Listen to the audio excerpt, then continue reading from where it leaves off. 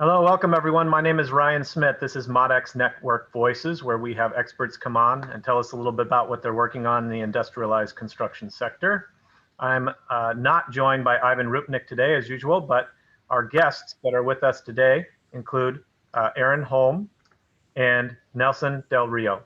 They're partners in the enterprise Blokable, and they're here to talk a little bit about their approach and a project that they have engaged in as a prototype. So welcome, gentlemen, to ModX Network Voices. Thanks for joining. Thanks for having us here. Welcome for you to introduce yourselves. And I think Aaron has a presentation he's going to share to introduce the company. And then we'll do a little Q&A after that. So please, Nelson, Aaron, tell us who you are and tell us a little bit about Blokable. Aaron? Sure, Nelson, why don't you go ahead and then I can roll into the presentation. Nelson Del Rio, co-CEO of Blokable, background in finance, real estate development, impact investing, all types of real estate from land development up. I've been working with Blokable in one capacity and another for about 4 years, and Aaron and I have kind of moved forward to change not only the physical process of building, but also the financial and kind of ownership structure of the process. Aaron? Yeah, and I'm Aaron Holm, and I'm the co-CEO. Nelson and I are partners, co-CEOs in Blokable. And so I'll go ahead and share the screen because I can walk through, a lot of information about the business model as well as the Auburn project, which we're sort of sharing today as a prototype. So let me know when you're able to see the screen. You can see it. All right. So I think it might be a very different presentation and approach than you might be used to seeing, just because we view modular in a very different light than I think the industry does. So what we'll get into a little bit is the business model, which is vertically integrated modular, which is very different than thinking of modular as a solution for industrialized construction or as a construction solution at all. We'll talk a little bit about the project in Auburn, the production process, the installation, and then sort of some of the things that we're looking for in terms of outcomes, which again might be very different than a typical sort of modular approach. So the one thing that we'll say is that modular construction is not going to fix the housing supply problem. This is not a way to address the issue. And from the beginning, Nelson and I, got together for this business to really get underneath it and solve the problem. So, the issue around housing supply and the result that it has on housing affordability, modular construction is just simply not gonna solve it. I mean, if you look at, I was in one of the ModX events in Seattle, and one of the panelists made this comment that just stuck in my head, which was, that there was, just unlimited demand for affordable housing, and that modular was the answer, but that no one could get a modular plant to open up and stick around because there wasn't enough demand. And so it kind of stuck in my mind as this just structural problem.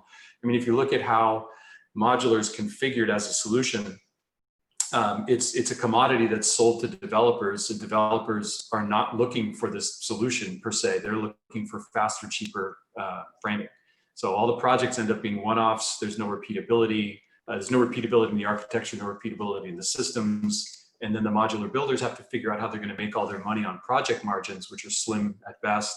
So there's no money to reinvest and invest in a better way of doing things. So you end up with, sort of modular factory job shops that are being shopped by developers on their projects as beauty pageants. So they basically take a set of drawings that they're put together by an architect and then go shop it across modular factories. The modular factories then have to be sort of commodified job shops so that they can supply into the industry that's structured it as a commodity. And so you end up in this market where it's a race to the bottom for who can build the cheapest box. So that's gotten us to where we are. So you end up, modular construction is a zero-sum game in a fragmented market, right? There's no margin to build wealth. In order to create new value, we need to revolutionize the development process. So vertically integrated modular, which is the model that Nelson and I have put together, is the business model for wealth creation. And it's that new wealth creation that opens up opportunities for innovation and, just as importantly, investment in innovation. So I'll share a video that we put together that sort of walks through the business model and provides detail on how it works in terms of converting efficiency into wealth creation, equity creation, both on the market rate and the affordable housing side. Creating homes used to be simple.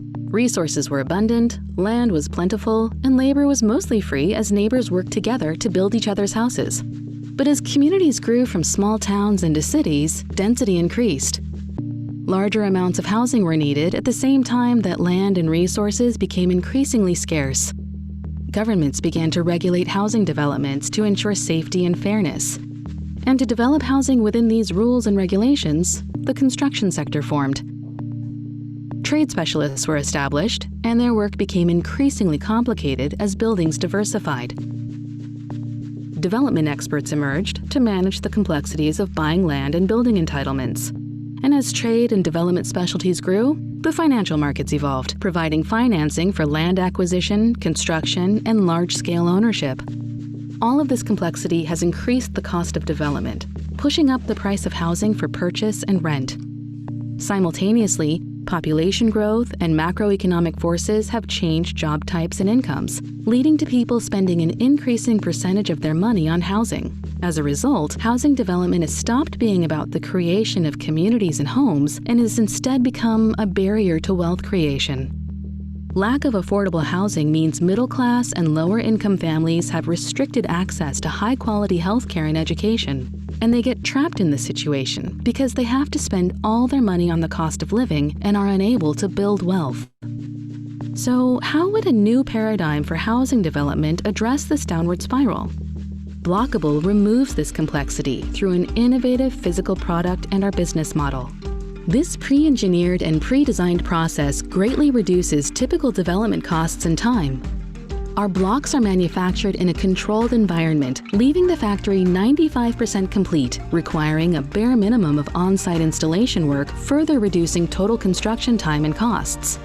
Our finished blocks are then connected and configured to create studios, 1-, 2-, and 3-bedroom apartments, as well as open common areas, meaning Blokable can create higher quality and lower cost middle density housing compared to traditional methods. Thanks to the unique durability of the Blokable Building System and the fact that each block comes with BlockSense installed, our buildings are resilient and lower cost to operate and maintain. As we lower the cost to build, we reduce the need for outside equity investments or subsidies to help finance our developments. This difference between our total cost to build and the cost of alternative development options represents the equity we generate in our projects. The question then becomes, who should benefit from the equity created through this more efficient process? If we sell the Blokable Building System to developers or builders, this cost benefit is absorbed by the industry rather than to our business and the communities we want to serve. Instead, Blokable is vertically integrated and circumvents the need for the traditional development process. As the developer, we have created a two-market approach, partnering with market-rate landowners through Blokable Inc. and not-for-profit partners through Blokable Equity. Blokable and Blokable Equity control the build and end product using the Blokable Building System and create equity for their respective market. As a market-rate developer, Blokable reduces and then eliminates the need for outside investor equity. As a not-for-profit developer, Blokable Equity reduces and then eliminates the need for government subsidy. Reducing development and building costs means we reduce the need for outside equity investment and subsidy and create new equity which flows to our stakeholders. Serving both market rate and affordable housing markets allows us to address the housing problem using economies of scale to continuously drive down costs. As Blokable scales, we will further lower costs by expanding our regional production network. By developing affordable and market-rate housing, we create regional housing supply and jobs, add to our library of approved architectural designs, and leverage our supply chain and logistics network. We call this the network effect for housing creation. Blokable and Blokable Equity together represent the ideal public-private business structure. This new development paradigm is driven by continuous cost reduction, creating new opportunities for homeownership and transferring equity into the hands of the communities we build. To find out more, go to blokable.com. We'll actually tell you more right now. So if you look at the comparison just between the development process, I mean, a lot of the investment that we've made in the Blokable Building System gives us sort of certainty up front when we look at projects, whether they're market rate or not-for-profit projects. Simply, it gives us a starting point that's much further ahead than a traditional developer would be looking at a site. So we can look at a site, and because our building system is so well defined, it gives us inputs to understand acquisition costs and what the performance of a development would be. So we really look at the investment in Blokable Building System as supporting the business model, which is vertically integrated modular. So VIM is the business model, which changes the incentive structure for investing in the modular building system in the first place. Aaron, let back that up 1 second. I'll add just a touch to it. As a developer, when I buy dirt, or when I bought dirt in the past, and we're looking at buying dirt now, if we did it conventionally, we'd be looking at a cycle of anywhere from 3 to 5 years from ground up for entitlements and full development. Typically, you'd get a couple of years into the project before you had any certainty with respect to design and costing. And Aaron and I decided that the most efficient way to proceed was to have design and costing almost in a matter of days. And we can have a go, no go very quickly. And we don't have that kind of deep cycle of design, engineering, schematic, and then moving over to working drawings later after we have a deal, because that's a big waste. You never know where the market's going. So we've kind of shortcutted that entire process. Yep. Go ahead, Aaron. So the example that we're going to share today is a project that we're just completing, weeks away from the C of O in Auburn, Washington, which, looking back, it's kind of insane the amount of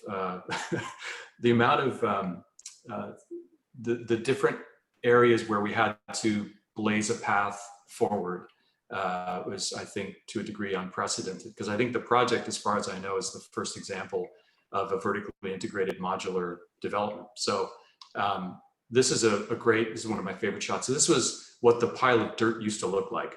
So if you look behind, this was a site that was controlled and owned by Valley Cities, which is a behavioral health clinic in Auburn, Washington. They had built 2 phases of the project, and this site was entitled for a 3rd phase.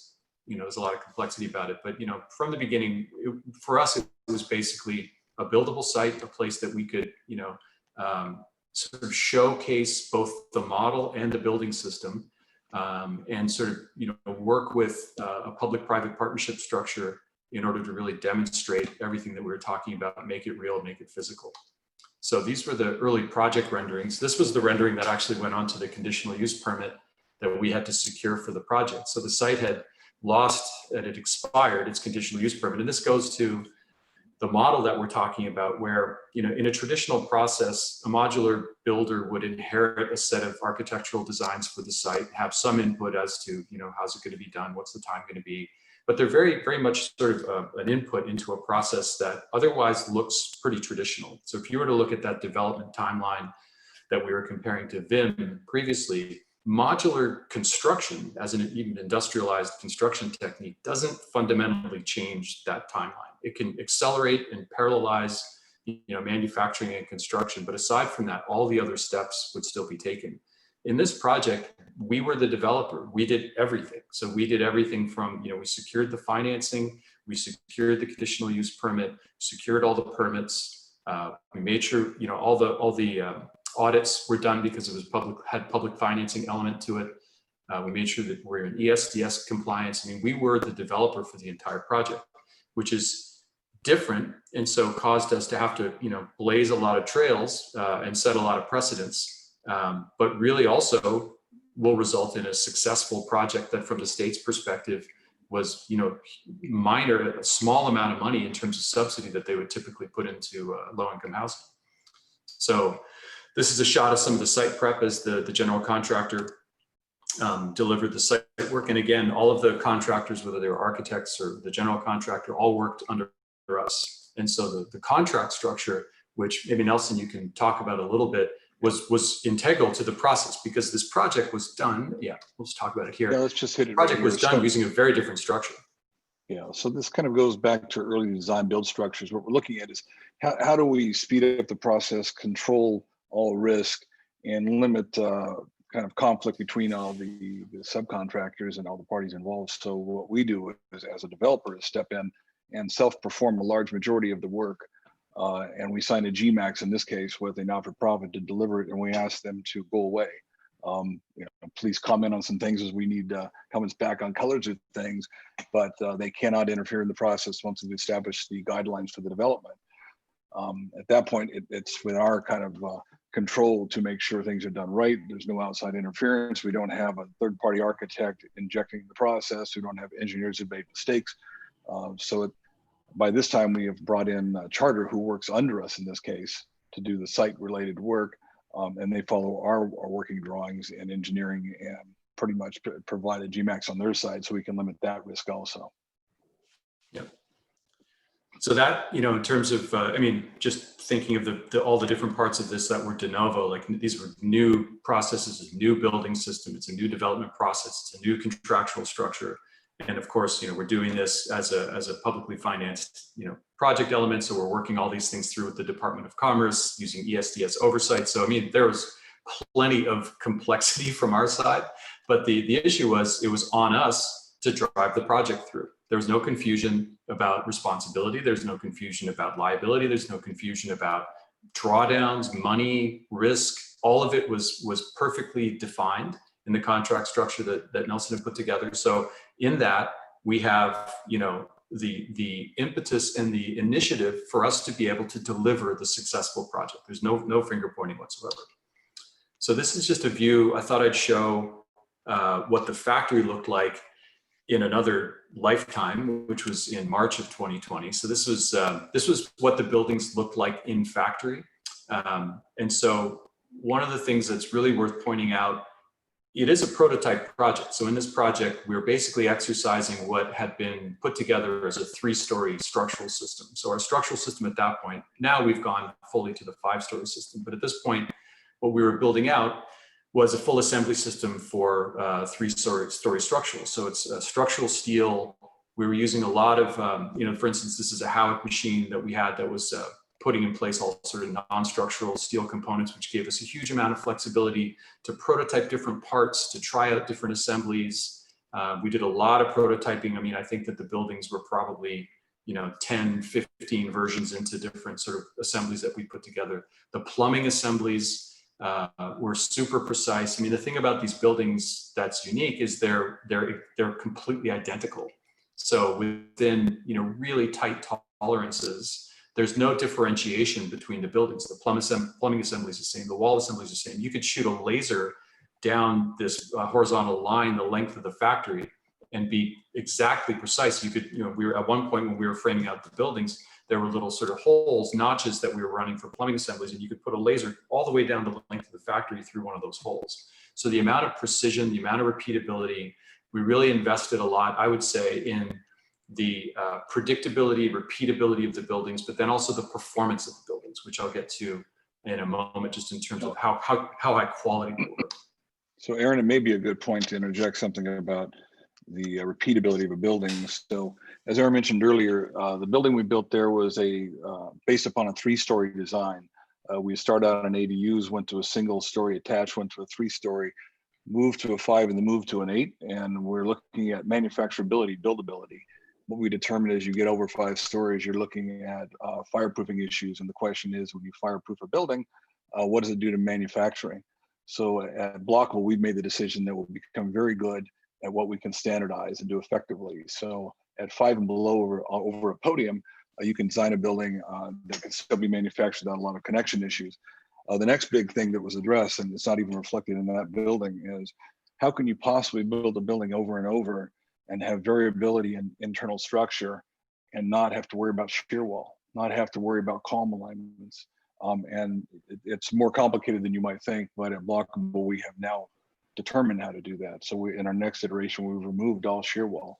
It changes the way the building aligns, how we build that interior space. It gives us huge variability going from a single or double loaded corridor to a studio 1, 2, 3 off of a very standardized product. If we were to do this in a standard modular build, what would happen is Gensler and one of the other great architectural firms would go to a site, design something modular, and they would ask us to build that, and it would be perfect, and it would have the right structural elements in place, but they wouldn't be building it towards long-term scalability and minimization of cost and maximization of flexibility because they don't understand that process. So that's why the vertical integration of the entire process was critical for us, was to control that structural element and understand how to make that thing highly flexible. And while they are all the same in a way, they're all unbelievably flexible and variable. So applied on site, we can articulate that building without a lot of changes in structural, and it's very easy for us. Go ahead, Aaron. It's also, I mean, it's also one of the reasons why we consider this project to be a prototype, because this is a 12-unit, single-story, horizontally connected set of buildings, right? Technically, according to the state and the city, it's 2 buildings, right? It's 7 one-bedrooms and 5 studios.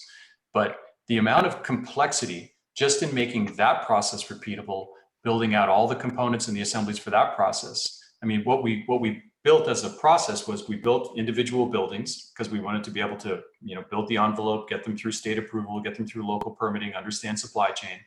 And then we went to the single story with the 3-story system, but that was, just so we could go through all the fire code issues, fire separation, working with the state for them to understand what it means to take blocks and make them into buildings. And then from there, we expand into the larger systems. But I mean, I think a lot of it, just as an aside, the amount of complexity that's in, a 5-story, 60-unit, 80-unit building. I mean, to go right out of the gate as a project for a modular manufacturer and go, I mean, you just can't solve that many problems. It's like there's too much complexity in it just to build it. Never mind thinking about how to build it in a repeatable way as something new. Yeah, and I would interject, it's something you could build if you were building snowflakes, because your engineers and architects would design it so you could build it in your shop. It's very different to manufacture it. Yep. And so this is a video that we shot of one of the stages of installation. So again, the on-site installation, I mean, a lot of the complexity in any project like this is where things come together, how they get put on site. So we were pretty pleased with the precision that we were able to achieve on site working with the general contractor. There's also a lot that you have to manage contractually in terms of the handoff of liability and insurance and things like that. So this was a great project for us to move through, handle all those types of issues, make sure that, structurally as a vertically integrated modular developer, all the things that we wanted to prove and that we wanted to show were successful, and all the areas where we wanted to learn, we captured some really critical information to understand where we want to make improvements. Because ultimately what we're funding is a product development process where we get the ability to constantly improve on the building system and constantly drive efficiency. I would add, Aaron, while that block is in the air, one of the things that we're addressing is what happens when you have 100 blocks going to a site and it is a snowflake build, where the engineers and architects design this perfect building and every block is built to fit where it's supposed to be. What happens when a truck is blown over, which happens occasionally? Not to us, but we just saw one happen last week in Sacramento to another builder. What happens when a crane is picking it up and they drop it and it breaks it? What does it do to your project timing and completion? So as part of our development process, the standardization of the structural and the creation of our kind of the infill of these blocks allows us to supplement from the back end of the project into the middle of it without slowing down. And that is a critical issue for us when it comes to funding and insurance. Yep. So on site, the buildings, this is from, I don't know, probably about a month ago, the buildings are just being finished off. Now they're finishing the landscaping work. Obviously we start the tours, bringing in people who are involved in the financing the project, elected officials, folks from our not-for-profit partners, our private investors, folks to come and just take a look at these buildings. The one thing that I'll say, it really hit me, I think I took this picture, maybe 3 weeks ago, and I was down on the site and I kind of stepped back and I was looking at it. And this is low-income housing. This is going to be housing for 30% AMI in Auburn, Washington. It's a really tough group to house, and it's really badly needed. The community that we're putting in place will be beautiful, and it'll be the anchor of the entire neighborhood. It is by far the most beautiful, high-quality housing within miles, and it also centers the entire neighborhood just because it's really thoughtfully put together. It's everything from how the buildings are facing, the angles that were put in place, how the light's going to fall, the lighting, the colors, all of this, it's such a beautiful project, even though it's small. And on top of it, the performance of it, it's going to be, a fraction of the cost to operate for the not-for-profit partner, which means, they're able to essentially make this entire site, which includes congregate supportive housing, right? Shelter for youth who are coming out of homelessness. It makes the whole site pencil. right? So the whole site was underwater before because it was difficult to finance. Behavioral health is notoriously, difficult in terms of its stability of financing. And suddenly you've got, a housing community that not only anchors the entire community, but also makes the site pencil. So I'm just really pleased with it. Aaron, let me add something. As you're looking at those pictures, it's hard to understand what's in the walls and the efficiency of that building and the quality of the build. So if we were out low bidding as a developer trying to find a modular manufacturer, you wouldn't know the quality of that finish or how long it's going to last. We build these, this current iteration has 0 combustibles in the building. They're meant to be 50, 100 a year. These are going to last. They're meant to maximize the NOI from a market rate point of view and minimize operations costs if you're not for profit. So we design them with ongoing efficiency in mind, not simply putting them down. And one of the things that we're doing as well is, this is a view of another building which we just put in place in Golden on the NREL site. So we shipped a building. This is I think this building is going to be basically a time capsule at some point, looking back on like what history was like over the last 3 years, because this building it's been craned, I forget, something like 14 times at this point. I mean, we had it down in San Francisco in an event we did with Kaiser Permanente. It was on the Microsoft campus when Bill Gates was in it, trying to understand, why can't tech solve housing?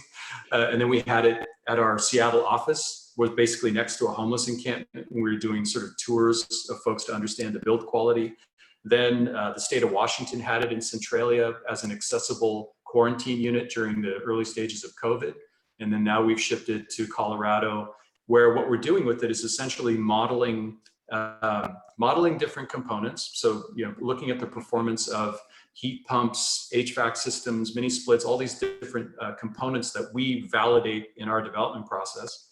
And then also looking at it under different extreme weather conditions. So, Golden's one of these places where it can be 85 degrees one day and 35 the next. So you have a lot of weather extremes. And we've instrumented the building so that we can really understand its performance and understand it also as we put projects out there. So this Auburn project is also instrumented. So we'll understand the power usage, we'll understand the water usage, and then we'll be able to compare that against the community next door on a per square foot basis and say, what kind of efficiency are we creating here? So we're getting real data that then informs, because we're vertically integrated, that informs us all the way up from the design phase. So as we model that data back into how we're developing new communities, through to our build phase, where we're working with NREL to be able to test our buildings for zero energy ready on the way as we're building them, not having to wait till we get to site, and then ongoing sort of maintenance and operations, understanding the performance data in the buildings. So, Aaron, let me add one thing to that. Is while we're all monitoring those types of things and looking at the higher level design, we're also looking at what happens when the block goes down on the ground and a subcontractor walks on the roof and steps on a pipe. What did that cause? How was the seam? And in that particular case, in the buildings you're looking at, we had one attachment which we tried to make perfect, but we didn't make it subcontractor proof. And we have now modified that design. It'll never happen again. So we learn a lesson every time we do something and we incorporate it in the next one. And if you were doing it as a one-off design as an architect, you couldn't possibly do that. You wouldn't know what happened and why. Yeah. So just looking at, one of the things we like to say is, it's a small project, but what it represents is a lot. It's huge, right? In terms of the business model, vertically integrated, but also the quality of the buildings. This is an all electric project, right? So it's 12 buildings. It's all electric. This is sort of holy grail for a lot of states. Like for instance, in California, they're trying to look at how do they get to an all electric multifamily build. First multifamily project out of the gate, we've achieved it. These are 50-year useful life buildings. Each unit's independently ventilated, which wasn't as huge an issue a year ago as it is now, but now it's a big deal. These are all zero energy ready. As Nelson mentioned, we're using non-combustible water resistant materials. This is permanent steel construction, smart monitoring. And as Nelson also mentioned, we're building these for long-term ownership. And that perspective is very different. If you think about all of the decisions that go into a product development process or an architectural process, we're driving all of those decisions with the understanding of what will it mean from a long-term ownership and wealth creation perspective. How much are these buildings worth? What does it cost to operate them? What is the net operating income on these developments? It's a very different set of questions. So I think it's the first, Brian, you can tell me if I'm wrong, but I think it's the first project of its kind anywhere. I've never seen a developer who owns their own factory, who built their own product development process, who managed the entire financing. I mean, real vertically integrated modular. I don't think it's been done. And we also, of course, picked the most complicated way to possibly do this, which is with a publicly financed project that's the SDS compliance that went through a full audit. But we also, along the way, don't forget to mention prevailing wage. Prevailing wage. Yep. But we also, along the way, raised quite a bit of private capital. So the truth is, on its own, the subsidy that was provided by the state was nowhere near sufficient for what we were trying to do. But we're not trying to make the economics of the project work based on the project itself. We're invested in the repeatability of the building system and its long-term view as wealth creation, as a developer who owns the real estate. And those approaches are very, very different.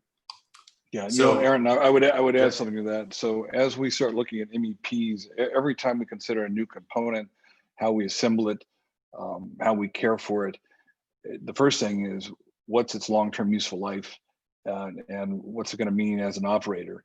And then we look at what does it mean to the construction budget. We will spend more money on something if the net savings brings efficiency and cash efficiency and operations to the building. So it's a very different analysis than if you were acting as a developer of the building and as a fee-based developer. Yeah. So one of the things that's worth pointing out here is, I think I give big credit to Washington State, Senator Frocht in particular, for developing the finance mechanism for this. They had a small amount of money that they had put aside, which they put into what they called an innovative housing fund, very small amount of money. They didn't have a clear idea of what that was going to be used for, but they knew that they needed to take a pool of capital and pull it outside of the traditional process and to put it into a place where someone could come with a different type of idea and really put something in place. There's a lot of call for this type of thinking in California, in places where the housing crisis is really stuck, because the core issue, some folks know this, but the core issue is the more money that's made available to affordable housing, the more expensive affordable housing gets, right? And so that whole relationship, as you take something, like the housing development market that has a very fixed supply, and you put more money into it, you're just going to raise the cost. And so there's a lot of appetite right now for people thinking differently about what are the types of business models that are required to really make a dent. So if you look at what they subsidized, ultimately they subsidized $125,000 a door, and they have high quality, long-term useful life, low cost to operate, net zero, all electric, multifamily housing done under a GMAC structure. But the key to this is, if it had been put into any type of general fund that went out to RFP, our process would have not been legal. Our process was not possible. Let me comment on that real quick. So one of the critical differences, and I'm not sure why it's happened, if it's by accident or intention, but a lot of the processes across affordable tend to be design, bid, build. And they have architectural teams and engineering teams they look at, and then they'll look at a developer, they look at the modular, and by separating those components, they inject a great amount of risk and uncertainty. And they don't allow someone like us to come in and say, by the way, we can collapse all that into one design build process and reduce it all and get rid of all that excess kind of cost and margins that are implied in a process like that, and time and risk at the back end. Yep. Go ahead, Aaron. So, we really look at this as a successful public-private partnership, right? So the public subsidy part of it was at a dollar amount for a level of quality that's just unthinkable otherwise. We were able to do that by leveraging quite a bit of private investment that we brought to the table, that's ultimately looking at the fact that, housing is a $33 trillion market. And so if you look at, if you think about the core of that statement, in California, for instance, it's greater than a $7 trillion market, housing alone, right? So if there are 3.4 million units short of housing and they build 85,000 housing units a year, surely, large investors would look at that and say, there's a problem that we should invest into, but they don't, because you're not going to solve it with incremental product improvements. You're not going to solve it with incremental, solutions for industrialized construction. Those don't solve it, because the market itself isn't structured to permit that type of innovation to flow into wealth creation, right? The wealth creation side of it. So if you're going to invest money into that, into the innovation, what new value is that innovation going to create? Without the business model that we've put together, that doesn't return, right? So you don't get the value of the real estate as something that you're producing as a result of the innovation. Aaron, I would add one more piece to that, which is every time you invest money in making a component of the system more efficient, you make it more complex and less likely that you're ever going to combine it into something else, because the people who improve that component are vested in protecting that increase in output and profit they've made. So if you take and try to apply tech across design and engineering and allow the architect to take a different approach, and allow the developer to take a different approach, everyone will protect that profit margin and their engagement in the process. What Aaron and I are hoping is that some of the people put their hand up and volunteer to leave the market and allow it to be done in a different way, but it's unlikely probably. We'll see. So that's the general information about the project. I'd say, we're scheduling a virtual ribbon cutting for December 15th. We'll have some great speakers lined up to talk about the model. Folks from Valley Cities, Mitch Kapor is one of our investors, is going to speak to the private investment side of it. Nelson and I will both be on the virtual ribbon cutting. Anybody who's watching this who wants to get an invitation, just send me an email. I'll make sure that you get added to the list. And yeah, we're really excited to sort of move this project from, as you can hear, a lot of philosophical and sort of deep insights into how the business model should be structured, into something physical and real that's really high quality that we're really proud of. And Aaron, I'd like to add, we've been asked, do we want to capture a segment of the market, become this developer that somehow builds everything up and down the coast? The answer is no. There's too much there. We need it to happen quicker than that. Aaron and I are hoping to kind of lead a change in this. There's plenty of room for design build, traditional construction, in housing and other real estate types. But when it comes to modular of this particular build type, we believe that this process is the best, and we would hope that others would learn from us and duplicate what we're doing. It's possible. Go ahead. Well, thank you, gentlemen, for sharing. This has been very insightful and exciting. It's exciting to see your hard work come to fruition here in this prototype, and we're excited to see where Blokable goes. Just have a few questions for you. Aaron, would you mind bringing your screen down, and we'll get into just a brief discussion, have some questions. That's great. Thank you again.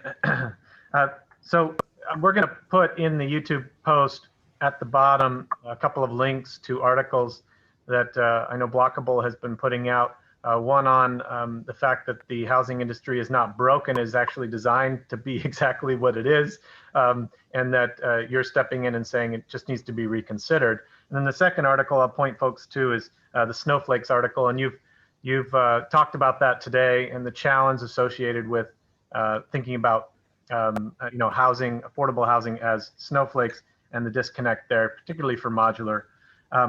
I wanted to ask you about the vertical integration question, vertically integrated modular VIM, that you're sort of coining there as a way to revolutionize that process. What in the so I understand the business platform model, and I understand the product platform model generally, but I know there's a lot of IP wrapped up in the product platform that probably can't be shared. How standardized versus how customized is that product platform for your developments? How are you thinking about that? Is it one standard product? If we were to liken it to a phone, for example, how adaptable, how customizable is it? So that kind of goes to what we mentioned early on, is what is this frame structure? How do we standardize a process? Real estate is unique. When you put it down, you have to kind of deal with the location itself. Is it flat? Is it not? How do you park it? What's the neighborhood like? How does it fit in? So we can't possibly build a block that looks like a block everywhere you go. That's a bad idea. From us, we ask, what is the structural system inside that we can standardize and build over and over again and apply something to, so that can be anywhere, look any way we want it to look. We can do a parapet roof, a mansard roof, a pitch roof. We can be in heavy snow loads up in Tahoe. We could be on a coast with 160-mile-an-hour winds. So what we've decided to do is build something that satisfies every major code that we could possibly find in the worst of cases. So we're looking at handicap, in probably the most restrictive places in California. What is the countertop space? What's the shelving like?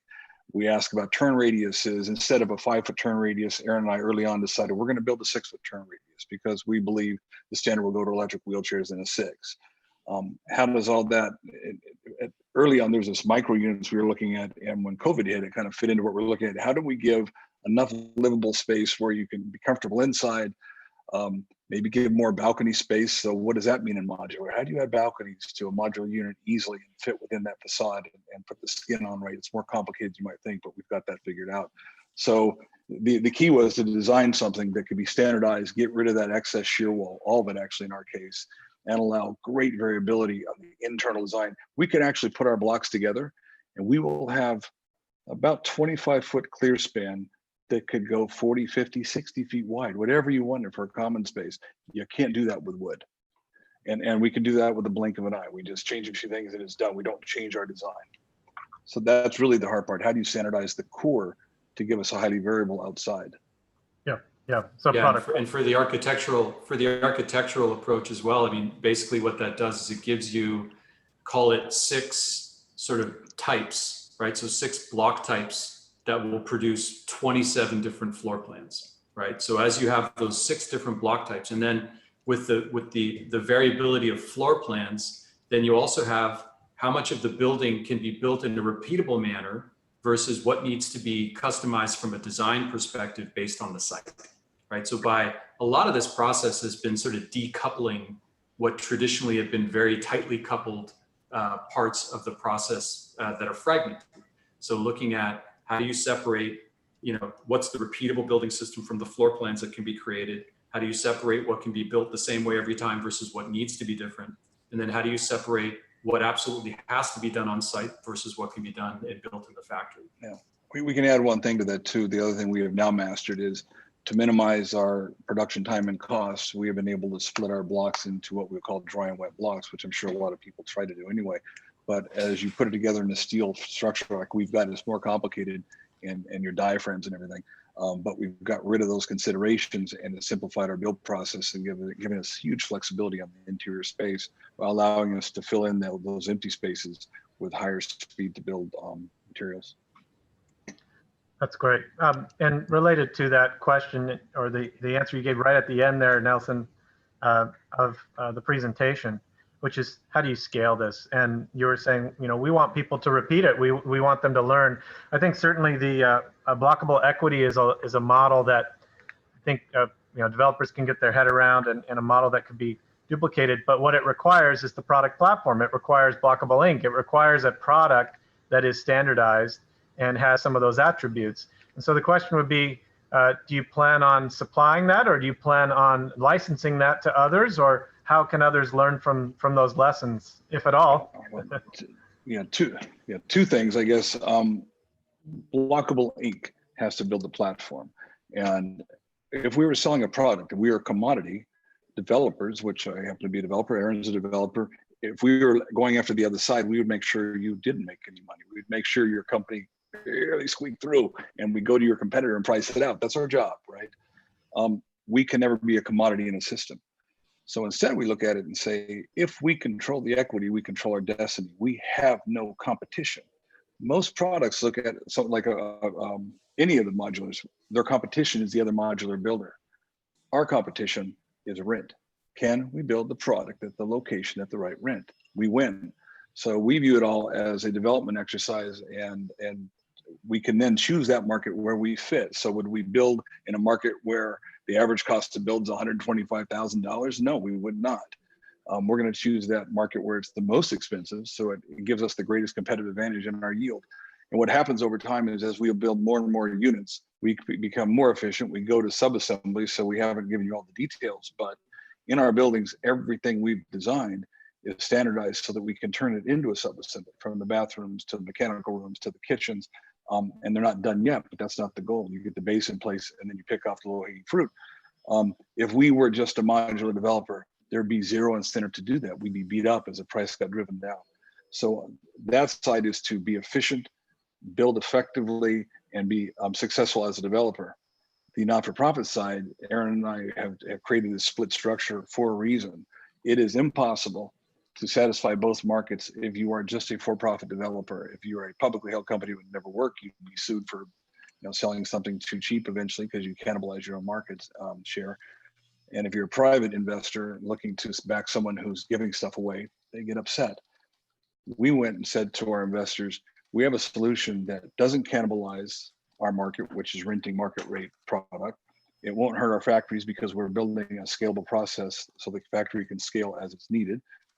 And we can sell it at cost plus 10. So as we drive these prices down, the housing gets lower and lower cost and cheaper to build, not cheaper quality, but cheaper to build. And the benefits, we create jobs, community engagement, capacity around the affordable housing side that doesn't even touch our market rate. So it's that uniqueness of being able to satisfy both as a structural response from a business point of view and a manufacturing point of view. Aaron, you can add to that. No, I mean, that's pretty much it. I'd say that the only thing that, the idea of competition, I think it's basically what we're saying is there needs to be a new generation of developers, right? And so these developers need to invest in their own proprietary advantage, which is the building system. So if you want to be a developer and you want to compete for sites, if there's a developer on corner A who builds a building that's worth $100 million and it costs them $90 million to build, and we can build it for $70 million, developer probably wants to figure out how to build it for $70 million. And so those developers can compete on the efficiency and of their entire development process and on the innovation of their building system. And it's not a simple problem. I mean, we're years into putting the pieces together and then having them complement each other in such a way that the economics work from a development perspective, which is ultimately the key to it. So on the market rate side, what we're saying is, there should be a whole new generation of developers, and they should be the spark of innovation, and that should light an entire new wave of modular development. On the not-for-profit side, what we want to do is create a partnership structure that lets us have the maximum effect, maximum impact. And in that case, what we're saying is, there's a need, the big question is, where are the markets where there's a need for market rate and affordable housing? And what's the cost of delivery? And what's our efficiency so that we can reach as many of those markets as we possibly can? And to kind of elaborate just a bit more on competitors and how to build them. Aaron and I have been on calls with people from Canada, been contacted people from Asia, from Europe, and they've been reading some of our materials. They said, something, we thought we understood modular. We realized we were missing something, and we love what you're doing. So it's already starting to see this change of how they see efficiency and making a margin. We talked to one group that was bidding right down to the margin all the time. We just can't seem to win. And then when we do, at the last minute, they go to another builder because they didn't control the process. And when they saw what we were doing, it was like, oh my God, you control your own destiny, and all the efficiency in the production process goes to further efficiency, which increases your equity. And all of a sudden it clicked in their minds. It was like, oh, I don't know how we didn't see it. So that's what we're not going to hand your IP, but we would love to see other vertically integrated modular developers come into existence. And I think on the policy side, it'd be very interesting if a community said, look, we'll support this activity if you create a similar split market solution like Blokable is coming up with, because we're willing to give it a cost plus 10, and we'll push that off and create goodness for the community. Well, that's a good business solution that can be duplicated.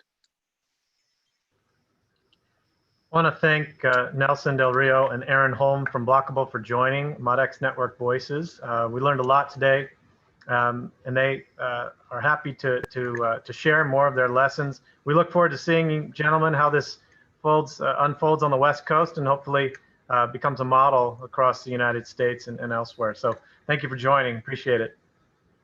Thanks, Ryan. Thank you for having us.